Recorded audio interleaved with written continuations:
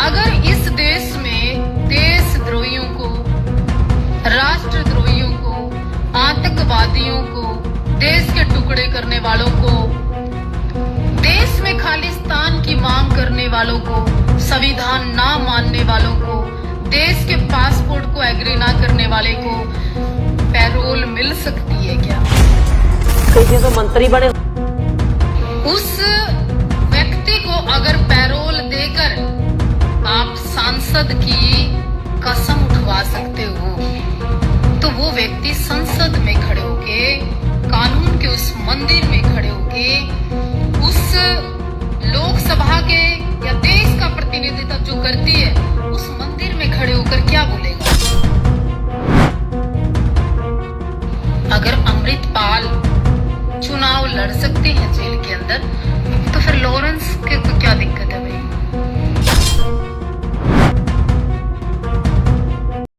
Social media पर आज चर्चा है, जो मैं शब्द कहने जा रही हूं तीखे हैं, कड़वे हैं।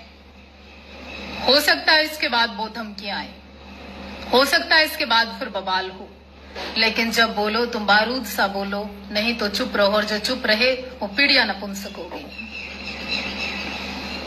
अब मैं जो कहने जा रही हूं ना, थोड़ा दिल थाम के सुनना, आराम से सुनना और समझने का प्रयास करना। अगर इस देश में देशद्रोहियों को, राष्ट्रद्रोहियों को, आतंकवादियों को, देश के टुकड़े करने वालों को, देश में खालिस्तान की मांग करने वालों को, संविधान ना मानने वालों को, देश के पासपोर्ट को एग्री ना करने वाले को पैरोल मिल सकती है क्या? और हाँ, अगर फिर इस तरह की गतिविधियों में जिसपे एनएसए लगाओ, जिसपे राष्ट्रद्रोह लगाओ, जिसपे देशद्रोह लगाओ, उस व्यक्ति को अगर संविधान, उच्च न्यायालय, भारत की सरकार पैरोल पे लाके सख्त दिलवा सकती है, और वो व्यक्ति जो कल तक कहता है मैं देश के संविधान को नहीं मानता, तो वो शपथ लेते वक्त क्या कहेगा, मैं उस इंतजार में हूं। क्योंकि वो तो खालिस्तान के मुद्दे पर मेंबर पार्लियामेंट बन गए, एमपी बन गए। हाँ जी, मेंबर पार्लियामेंट बन गए, एमपी बन गए।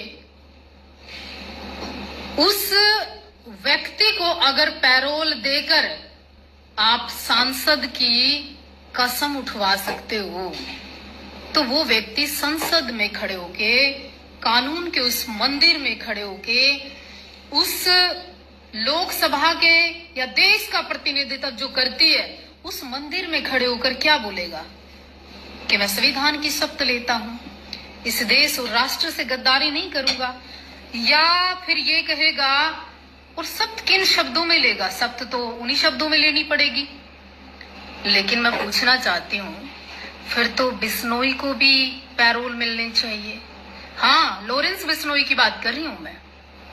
फिर तो लॉरेंस बिश्नोई तो राष्ट्रभक्त भी है, लॉरेंस बिश्नोई तो फिर सनातन की बात भी करता है, वो तो भगत सिंह, साहे, मतलब सबकी बात करता है, वो तो सारे ही शहीदों का सम्मान करता है, उसके तो सनातन, गौ, भक्ति, ये सारी चीजें लॉरेंस बिश्नोई के दिल और दिमाग में है। फिर उसको भी एक दिन की पैरोल दे देनी चाहिए, वो भी राम मंदिर दर्शन करना चाहता है, इसमें क्या बुराई है?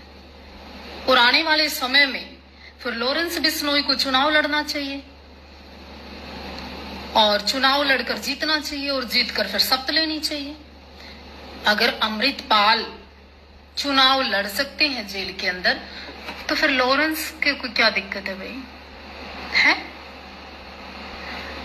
अगर देश को तोड़ने वाला व्यक्ति, देश के टुकड़े करने वाला व्यक्ति, सनातन के खिलाफ व्यक्ति, देश के खिलाफ व्यक्ति, भारत माता को डायन कहने वाला व्यक्ति, तिरंगे को फाड़ने वाला व्यक्ति इस देश में चुनाव लड़कर चुनाव जीत सकता है, तो मैं पूछना चाहती हूँ, जिस व्यक्ति के दिल में राष्ट्रभक्ति है, देश प्रेम है, भगत सिंह के प्रति सम्मान है, युवाओं का एक बड़ा तबका राष्ट्र और धर्म और सनातन और भगवे की बात करता है, तो फिर वो भी चुनाव लड़ ले, और वो चुनाव लड़के जीत जाए, और जीत के फिर संविधान की शपथ उठाए।